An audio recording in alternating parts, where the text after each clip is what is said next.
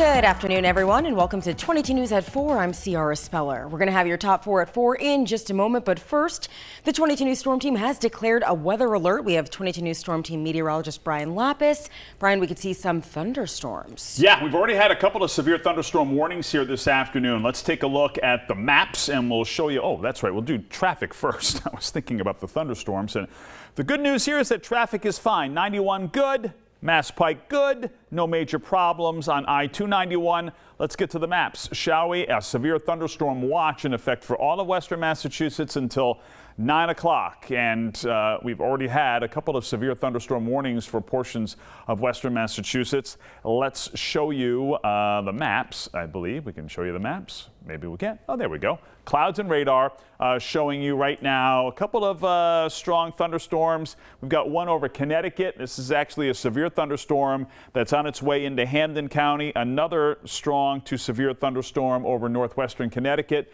that's on its way into Berkshire County and also western Hampden County. So these storms are popping up all over the place, and a storm does not have to be severe to be dangerous. So remember the old adage, when thunder roars, go indoors. If you have outdoor plans for this evening, keep an eye on the 22 News app. The radar there. We'll have alerts there. The radar is always there. And have an indoor alternative to any outdoor plans that you have. The other factor that we've got working with us in the weather is the hot weather.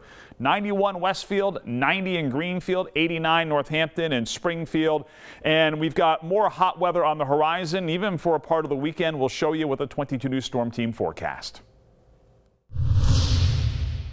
All right, Brian, thank you. Now for our top 4 at 4. Former state trooper Michael Proctor is breaking his silence on the Karen Reed murder case following the verdict in her second trial. Proctor led the state police investigation into the death of John O'Keefe, but he was fired before Reed's retrial over unprofessional comments he made about Reed to both friends and colleagues. Proctor spoke with NBC's Dateline about the allegations that he framed Reed. What do you want to say to anyone who believes the narrative, the defense's narrative, that you are corrupt, that you framed Karen Reed? I laugh because it's such a ridiculous accusation. There's not one piece of evidence or fact to support that because it did not happen. I would never do something like that. Did you crack the taillight to make it look a certain way?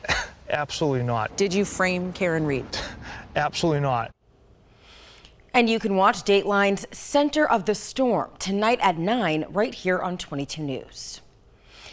Tensions between Israel and Iran escalated overnight after Iranian missiles damaged a hospital in southern Israel and hit residential buildings near Tel Aviv. At least 240 people were wounded. Meanwhile, Israel struck a heavy water reactor linked to Iran's nuclear program. U.S. officials said earlier this week that President Trump vetoed an Israeli plan to kill Iran's supreme leader. The president later said there were no plans to kill him for now. One person was killed and another seriously hurt in a small plane crash in Beverly, Massachusetts this morning. The crash happened at around 7:45 near Beverly Municipal Airport with 2 people on board. The wreckage could be seen in the middle of the street with parts of the plane off in the nearby tree line. 2 people on board have only been identified as men. Their names have not yet been released.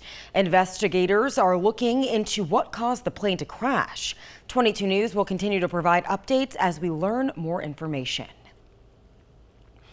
Today is Juneteenth, or June 19th, also known as Freedom Day, which commemorates the end of slavery in the U.S. It marks the day in 1865 when federal forces made their way to Galveston, Texas, to take control of the state and free all remaining enslaved people. That day came a whole 2.5 years after the signing of the Emancipation Proclamation, and 2 months after the Civil War came to an end. Juneteenth is considered one of the longest-running African-American holidays and was declared a federal holiday back in 2021.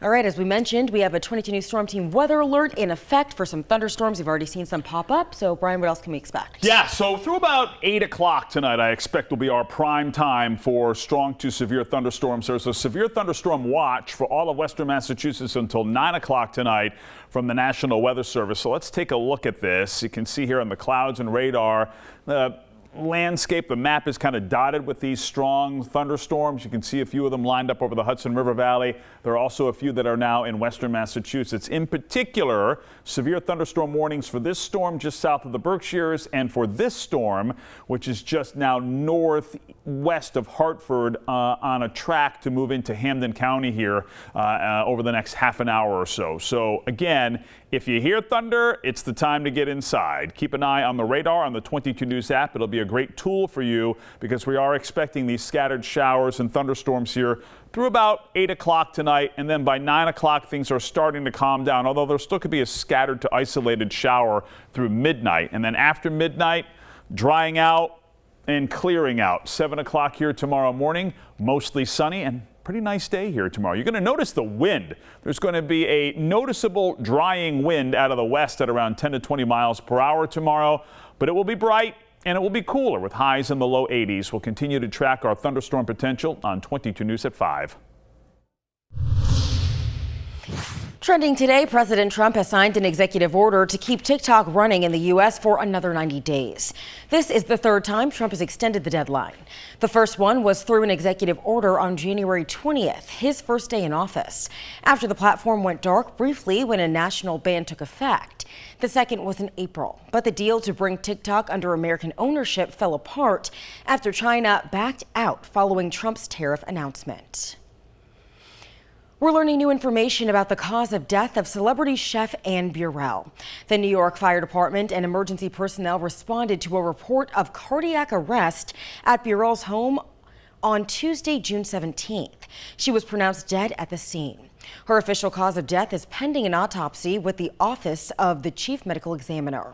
Cardiac arrest occurs when the heart suddenly stops functioning. According to the Mayo Clinic, it can lead to death without immediate treatment. Burrell was 55 years old. A major legal victory today for embattled actor and director Justin Baldoni. A federal judge ruled that he can have access to text messages between Blake Lively and Taylor Swift about the movie It Ends With Us. Lively sued Baldoni and others associated with the film last year, alleging that Baldoni sexually harassed her and launched a public relations smear campaign to ruin her reputation. Swift was dragged into the suit last month. She has not commented publicly on the case. And now a look at what we're working on for 22 News starting at 5. The 22 News storm team has declared a weather alert due to the threat of potentially strong storms tonight. We'll have the latest on the timing. Plus reaction from Congressman Richard Neal as the unrest between Israel and Iran stretches into a 7th day.